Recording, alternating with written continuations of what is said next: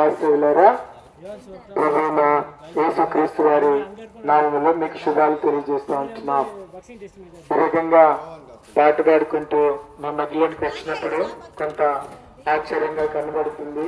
లేకపోతే మతాన్ని ప్రకటించడానికి వచ్చినారు, లేకపోతే క్రైస్తవుల కొరకు వచ్చారని మీరు భావించవచ్చు. కాదు ప్రియులారా, ఈ దినాల్లో మరి గుడ్ ఫ్రైడే, శుభ శుక్రవారం, అదే రీతిగా ఈస్టర్, పునరుత్థానం పండుగలని లోకమంతా ఆచరిస్తూ ఉంది. అయితే ఆ యొక్క సత్యములు ఈ లోకంలో రకరకాలుగా మానవులు తలించేటువంటి జ్ఞానాన్ని బట్టి కాదు, కానీ వాక్యములో ఏదైతే సత్యము రాయబడిందో ఆ సత్యము తెలియజేయని ఆశతో మేము బదిలీకి వచ్చినాం ప్రియులారా. కాబట్టి ఆ గుడ్ ఫ్రైడే అంటే ప్రభువైన యేసుక్రీస్తు వారు యావత్ మానవాళి కొరకై లోక పాపాలు మోసుకునే దేవుని గొర్రెపిల్లగా అర్పించబడ్డటువంటి దినము. ఈస్టర్ అంటే ఆ చనిపోయినటువంటి ప్రభువు తిరిగి లేచినటువంటి పునరుత్థాన దినము. దీన్ని బట్టి అర్థం చేసుకుంటే మానవుని యొక్క జీవితము ఈ శరీరంలోనే ఉన్నప్పుడు మరణముతోనే అంతమించిపోదు. మరణించిన తర్వాత, ఈ లోకాన్ని విడిచిన తర్వాత మానవుడు పునరుత్థానం అయ్యేటువంటి వాడు, అనగా తిరిగి లేచేటువంటి వాడు. అందుకని దేవుని వాక్యం సెలవిస్తా ఉంది, మనుషులు ఒక్కసారి మృతి చెందవలను, ఆ తర్వాత తీర్పు జరుగుతుంది అని దేవుని వాక్యం సెలవిస్తోంది ప్రియులారా. కాబట్టి ఆ యొక్క తీర్పు కొరకై మనుషుడు తిరిగి లేచేటువంటి వాడిగా ఉంచాడు. కారణం ఏంటంటే మానవుడు ఆత్మ. మానవుల్లో 3 విషయాలు ఉన్నాయి: ప్రాణము, శరీరము, ఆత్మ. కాబట్టి దేవుణ్ణి ఎరగని కారణమును బట్టి దేవునికి వ్యతిరేకంగా ఈ లోకంలో ఉన్నటువంటి లోకాశలను అనుసరించి జీవించుడి చేత తమ క్రియల వల్ల మానవుడు దేవుని దుఃఖపెట్టి ఈ ఆత్మను నశించిపోయిన స్థితిలో ఉంటున్నాడు. కాబట్టి ప్రాణములో చీకటి వచ్చేసింది, దేహములో అపవిత్రత వచ్చేసింది. కాబట్టి ఈ మానవుడు ఆత్మ అనేటువంటి సత్యాన్ని మనం గ్రహించాలి. కాబట్టి ఈ ఆత్మ ఈ లోకాన్ని విడిచిపెట్టిన తర్వాత, అనగా దేహాన్ని విడిచిపెట్టిన తర్వాత తీర్పు కొరకై మరి పునరుత్థానమైనటువంటి పరిస్థితి ఉంది. అందుకని మేలు చేసినటువంటి వారు జీవ పునరుత్థానమునకును, కీడు చేసినటువంటి వారు తీర్పు పునరుద్ధానముకు మేల్కొంటారు అని రాయబడుతుంది. అంటే మరణం అనేటువంటిది ఒక నిద్ర, అంతే.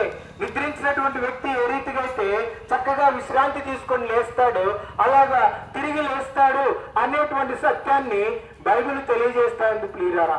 ఆ ప్రకారమే ప్రభు తిరిగి లేస్తా వచ్చినాడు. అయితే ఆ యొక్క తీర్పులో ఈ యొక్క ఆత్మ, అనగా ఆ ఆత్మ దేహంలో ఉన్నప్పుడు దేహము ద్వారా జరిగించిన అపవిత్రమైన క్రియలను బట్టి, దేవుని దుఃఖపెట్టిన కారణమును బట్టి అవి క్షమించబడకపోతే కీడు పునరుద్ధానమునకు, తీర్పు పునరుద్ధానముకు లేస్తారు. పాప క్షమాపణ పొందినటువంటి వారు, దేవుని చేత రక్తంలో కడుగబడ్డటువంటి వారు, విమోచించబడ్డటువంటి వారు నిత్య జీవ కొరకైన పునరుద్ధానములో లేచేటువంటి వారిగా ఉంచారు. ఇటువంటి సత్యాన్ని తెలియచేసి మానవుని దాని కొరకే సిద్ధపరిచే దాని కొరకు వచ్చినటువంటి వాడే ప్రభువైన యేసుక్రీస్తు వారు. అందుకని మానవునికి నరులకు మధ్యవర్తి ఒక్కడే, ఆయన యేసుక్రీస్తు ప్రభువు నరుడు. ఎందుకు? దేవుడు ఆత్మ, అదృశ్య స్వరూపి.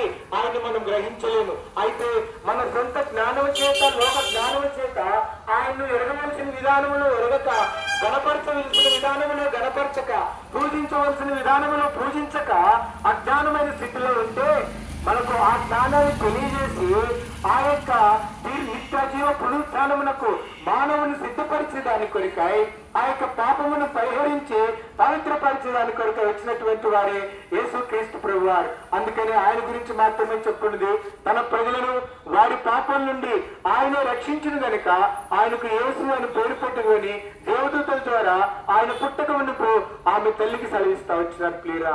ఇది సత్యం. కాబట్టి ఈ సత్యమును విశ్వాసం ఉంచి యేసు ప్రభువుని నోటితో ఒప్పుకొని ఆయన మృత్యులోంచి లేచాన్ని విశ్వసిస్తే నీకు నీతి కలుగుతుంది.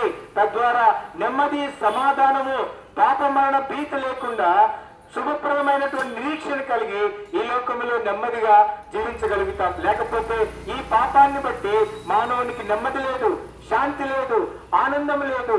అంతేకాదు మరణం అనేటువంటి భయము విపరీతంగా ఉంటుంది. దాని నుంచి విడిపించేటువంటి వాడే ప్రభు అయిన యేసుక్రీస్తు వారు. కాగా ఆ పిల్ల రక్తమాంసం గలవారైన ఆ ప్రకారమే మనం యొక్క బలం గలవాన్ని, అనగా అపవాది నశింపజేయటకు ఆయన రక్తమాంసాల్లో పాలువాడైతా వచ్చినాడు. ఆ యొక్క రక్తమాంసాలు శరీర సంబంధమైనవి కాబట్టి ఈ లోకంలో విడిచిపెట్టి తిరిగి లేస్తా వచ్చినాడు. ఆయనని విశ్వాసం ఉంచినట్లయితే నీవు కూడా ఒక దినాన తిరిగి లేచి ఆ యొక్క నిత్య జీవాన్ని స్వతంత్రించుకునేటువంటి వాడిగా ఉంటావు. ప్రభువైన యేసుక్రీస్తునందు విశ్వాసం ఉంచు, అప్పుడు నీవును ఇంటి వారును గొప్ప రక్షణ పొందుదురు.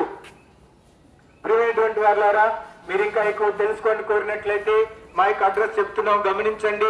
హెబ్రోను ప్రార్థనా మందిరము, డాక్టర్ సత్యనారాయణ గారి హాస్పిటల్ ఆపోజిట్ లో ఉంటుందండి. ప్రతి ఆదివారం ఉదయం 9 గంటలకు దైవారాధన జరుగుతుంది. మిగతా దినాల్లో కూడా సంఘ కార్యక్రమాలు ఉంటాయి.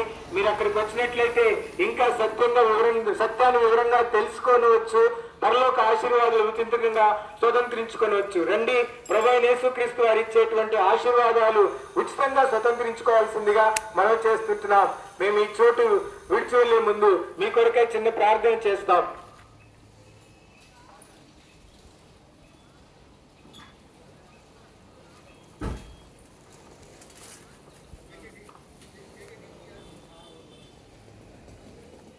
ప్రార్థన. సర్వశక్తిమంతుడా, ప్రేమ నమ్మకం కలిగిన తండ్రి, దయగలిగిన దేవా, ఇప్పటి వరకు నాయన నీ జీవపు మాటలను ప్రభా మీ దాసులకు ప్రభా ప్రజలకు అందించడానికి మీరు చూపిన కృపను బట్టి స్తోత్రాలు నాయన. ఈ యొక్క హృదయం, ఈ యొక్క మనసు నీ యొక్క మాటలపై దృష్టి ఉంచిందో ప్రభా, వారిని మీరే దర్శించండి, ఆకర్షించమని ప్రార్థన చేస్తున్నాం ప్రభా.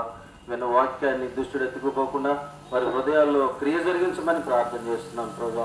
అనేకులు రక్షణ, మారు మనసు, పాప క్షమాపణ కొరకే ప్రార్థన చేస్తున్నాం ప్రభా. తండ్రి కృప చూపించమని ప్రార్థన చేస్తున్నాం ప్రభా. దరిదాపు 2000 సంవత్సరాల క్రితం మానవతా జరిగే ఈ లోకానికి వచ్చి ప్రభా నీ శిలువ ప్రేమను తండ్రి మనుషుల ఏడల మీరు చూపించిన విధానాన్ని బట్టి స్తోత్రాలు నాయన. మనుషుడు తన యొక్క చెడిపోయినటువంటి మార్గం విడిచిపెట్టి ప్రభా తండ్రి పరిశుద్ధ జీవితం జీవించాలని మీ కాంక్ష ప్రభా తండ్రి. ప్రజలతో మాట్లాడిన మాటలు హృదయంలో ముద్రించండి, నీరు కట్టి ఫలింప చేయమని తండ్రి నీకే అప్పగించుకుంటూ యేసుక్రీస్తు నామములో ప్రార్థించి అడిగి వేడుకుంటున్నాం తండ్రి. ఆమేన్.